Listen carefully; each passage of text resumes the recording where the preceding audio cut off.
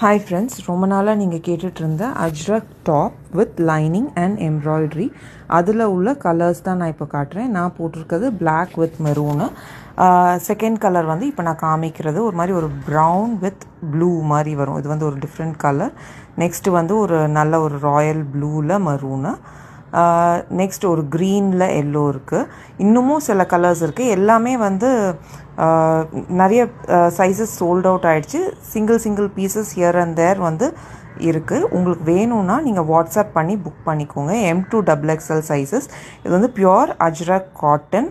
நல்ல திக்காக இருக்கும் கிளாத்து. உள்ள லைனிங் வச்சுருப்பாங்க.